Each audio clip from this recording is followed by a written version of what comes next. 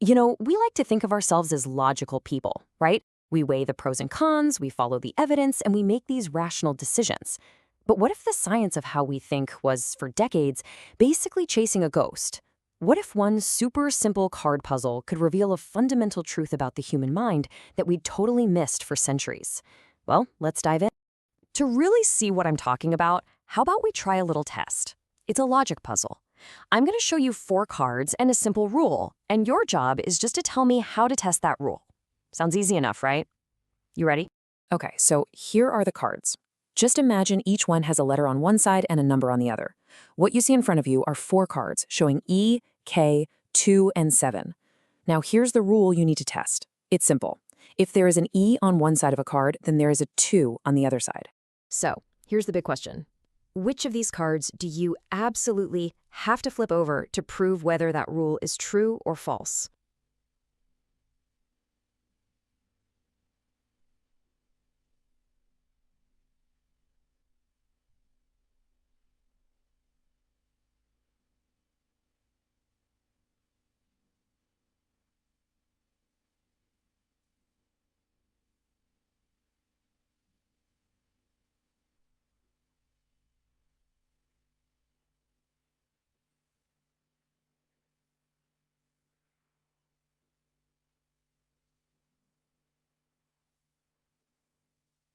Just take a second. Think about it. Most people get a really strong gut feeling about which ones to pick. All right, ready for the answer? The correct answer is E and 7. Now, turning over the E makes sense, right? You've got to check if there's a 2 on the other side. That's the easy part. But why the 7? Well, think about it. If you flip over the 7 and find an E on the back, boom, the rule is broken. Turning over the K tells you nothing useful. And flipping the 2 is also a trap. The rule doesn't say that only E's can have 2s. So if you got E and 7, seriously, pat yourself on the back. You're in a very, very small minority. Yeah, I'm not kidding. In fact, only about 10% of people get this right. 10%. So if you were scratching your head a bit, don't worry, you are in very, very good company. This incredibly simple puzzle, it's called the Watson selection task, and it totally stumped psychologists for years. It revealed a massive crack in our understanding of the mind, and it all started with a pretty big obsession. Okay, so for centuries, when psychologists studied how we reason, they were completely captivated by the long shadow of formal logic. They were working under one really powerful, but as we'll see, flawed assumption, that the human mind must work like a perfect logical system. And this quote from the philosopher Immanuel Kant, it just nails the attitude at the time. He basically said that since Aristotle, logic hasn't taken a single step forward because it's already finished and complete. For over 2,000 years, everyone just assumed Aristotle had cracked the code. Logic was perfect, it was done, and so it must be the perfect model for how our minds work. This whole way of thinking led to a huge mistake, a fallacy called logicism. Here's a good way to think about it.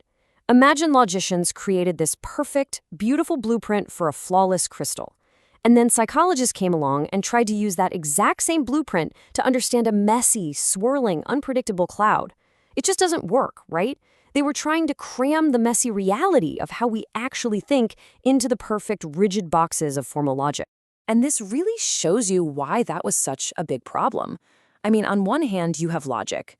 It's timeless, it's abstract, it's kind of effortless in a theoretical sense. But then you have psychology, our actual thoughts. They happen in real time, they're caused by things, and they absolutely take effort. You can see they're just fundamentally different beasts. So this obsession with logic, it led researchers down some really long and honestly super dull blind alleys. I'm talking decades spent forcing people in labs to solve hundreds of different syllogisms. You know, those formal logic puzzles like some bakers are athletes, no bakers are canoeists, so what follows? Can you just imagine being a test subject in one of those studies? And what was the result of all that work? Well, after half a century of this, a major review of the field found 12 competing theories. And get this, none of them actually worked. The researchers who wrote the review, Khemlani and Johnson-Laird, they didn't mince words. They called it a small disaster. The whole field was just completely stuck. So, the field is stuck. And then along comes that simple little card puzzle we started with. This was the experiment that finally finally started to break down all those old faulty assumptions about logic and the mind. So let's go back to our puzzle for a second. Remember the rule? If E, then 2.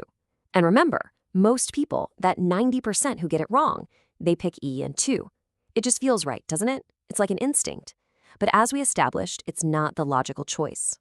Okay, now here comes the genius part.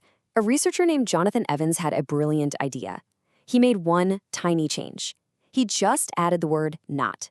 So the new rule was if E, then not 2. And you'll never guess what happened. Incredibly, people picked the exact same cards. They still picked E and 2.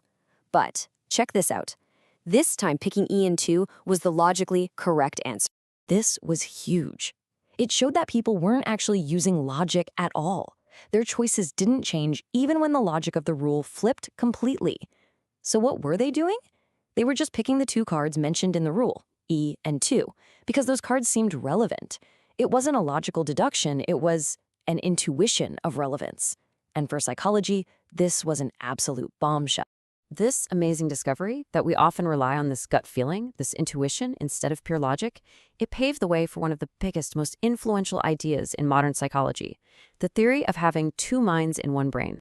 It's called dual process theory, and the core idea is pretty straightforward. Our brain doesn't just have one way of thinking. Instead, it seems to have 2 very different systems or modes. There's a fast, automatic, intuitive one, and then there's a slow, effortful, and deliberate one. So let's break that down. On one side, you've got what they call type 1 processes. These are fast, effortless, totally automatic. This is your gut feeling, your intuition, and this is almost certainly the system that made you want to pick the E and 2 cards. Then on the other side, you have type 2. This is slow, conscious, controlled reasoning. It's the kind of deliberate thinking that we thought we were using all the time, but it turns out not so much. Now, I gotta say, this theory isn't a perfect neat little box. Critics are quick to point out that in the real world, these features get all mixed up. Like, think about simple math. 2 plus 2 is 4. That feels automatic, right? But it's still based on a rule, so the line between these 2 systems can get really blurry. It's probably better to think of it as a spectrum, not a hard on-off switch. And that really brings us to where we are today. This dual process theory was a massive leap forward, for sure. But it kind of opened up just as many new questions as it answered. The whole puzzle of human reason was definitely far from solved. At first, the story seemed simple and happy, right? Fast intuition is bad and gets us in trouble, and our slow, careful reasoning saves the day. But the reality turned out to be way more complicated. We now know that our slow, deliberate type 2 thinking can also lead to biases. Sometimes we just use it to rationalize our gut feelings instead of actually correcting them. And get this, sometimes it can even mess things up when our initial intuition was right all along. So where does this leave us? For thousands of years, we just assumed our reason was like a weak copy of formal logic. And that one simple card puzzle, it just shattered that entire illusion. It showed us that our minds work in ways that are so much messier, more intuitive, and frankly way more interesting than we ever gave them credit for. Reason isn't some single, perfect tool. It's this complex dance between our gut feelings and our deliberate thoughts. And understanding that dance, well, that's really the key to understanding ourselves.